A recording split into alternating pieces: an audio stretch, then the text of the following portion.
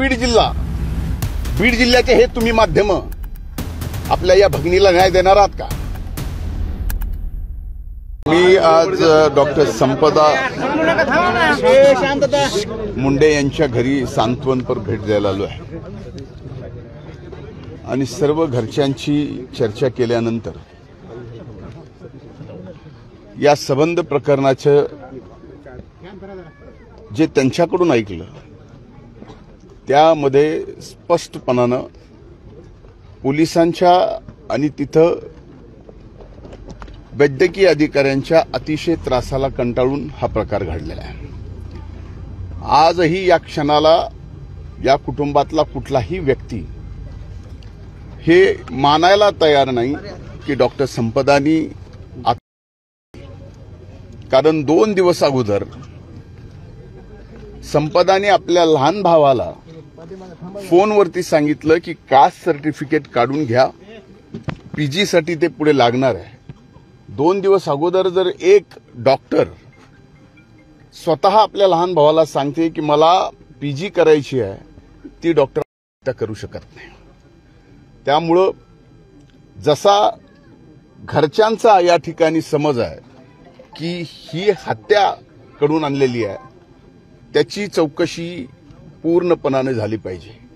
मी या अगोदरही या घटनेच्या बाबतीमध्ये स्पष्टपणानं माननीय मुख्यमंत्र्यांना सांगितलं की या ठिकाणी एसआयटी नेमावी, त्या एसआयटीमध्ये सिनियर मोस्ट IPS अधिकारी महिला द्याव्यात आणि त्यांच्या मार्फतच त्या जिल्ह्यातला कुठलाही अधिकारी त्या तपासामध्ये न ठेवता त्या ठिकाणी हा तपास होणं आवश्यक आहे।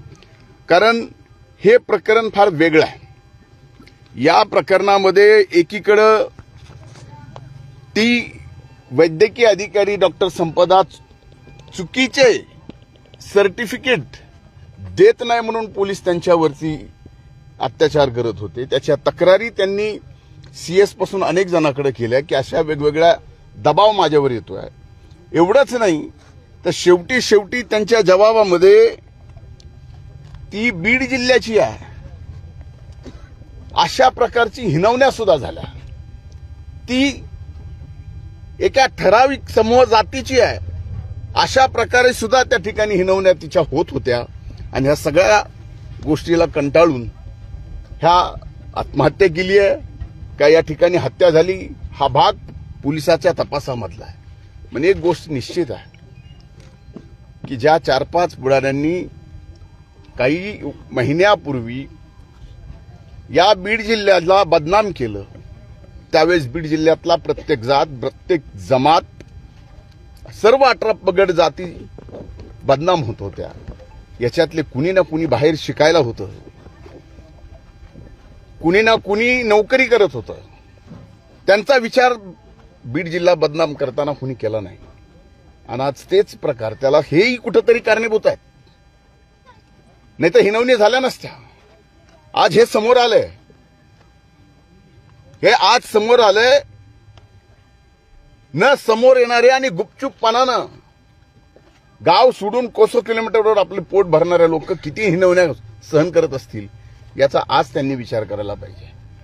एवढंच नाही, याबाबत मला पोलिसांना, प्रशासनाला एक प्रश्न विचारायचा आहे की कुठल्या अधिकारात आपण ज्या वेळेस डॉक्टर संपदा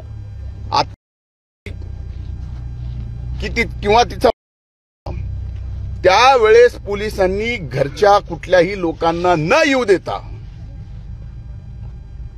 तिथून बॉडी हलवली कशी PM साठी? इथपासून सगळ्या गोष्टी चौकशी करण्यासारख्या आहेत। आता हाताच्या बघितलं आपण, त्यांच्या बहिणीचं म्हणणं ते हस्ताक्षर त्यांचं नाहीच आहे। एक बहीण आपल्या बहिणीचं हस्ताक्षर अतिशय व्यवस्थितपणाने ओळखू शकते। त्या हस्ताक्षराची ऑटोप्सी करण्यासाठी साताऱ्याला गेले तर साताऱ्याला सुद्धा अनेक तास त्यांना तिथं थांबून ठेवलं। या ठिकाणी माझी आणखीन एक मागणी आहे की या दरम्यान तिथं जे पोलीस अधिकारी काम करत होते त्यांची पूर्ण चौकशी झाली पाहिजे आणि आत्ता सुद्धा जे काम करतायत या तपासामध्ये त्यांची सुद्धा चौकशी झाली पाहिजे, त्यांचे सीडीआर काढले पाहिजेत. इथं तर सरळ सरळ खासदाराच्या 2 पीएचा संबंध जोडला गेलाय.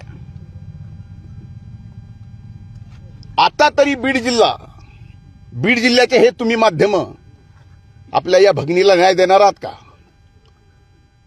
का पुन्हा हा माध्यम या बीड जिल्ह्याची बदनामी करणार, पुन्हा भगिनीची आमच्याची इब्रत काढणार, कुणीतरी तोंड बांधून देणार आणि आमच्या भगिनीवर वाटेल ते आरोप करणार.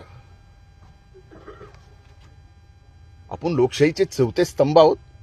थोडा तरी जनाचा नाही मनाचा विचार आपण केला पाहिजे. माझे हात जोडून विनंती आहे की आम्ही एकटे डॉक्टर संपदाला या ठिकाणी पूर्णपणाने न्याय देऊ शकत नाही. याला तुमची सुद्धा गरज आहे. आता बघितलंय की इथं जिवंत उदाहरण आहे, गरकळ म्हणून एक मुकदमा आहे. त्या मुकदमाचे 9-10 ट्रॅक्टर तिथल्या खासदारांच्या कारखान्यावर आहेत. आता 9-10 ट्रॅक्टर कारखान्यावर आहेत, काही बाकी राहिले असेल म्हणून त्यांना आणि मरोस्तोर मारल्यानंतर त्यांना आता ऍडमिट करून घ्यावा लागणार ही परिस्थिती डॉक्टर संपदाच्या समोर आली. त्यावेळेस संपदावर सुद्धा ज्यांचा कारखाना आहे, जे खासदार आहेत, त्यांच्या पीएनी दबाव टाकला की यांचा बीपी नॉर्मल आहे, हे नॉर्मल आहेत, यांना परत पाठवून द्या, म्हणजे यांना हॉस्पिटलमधून सुट्टी द्या. इथंच हा व्यक्ती इथंच आहे, हेच सांगेल.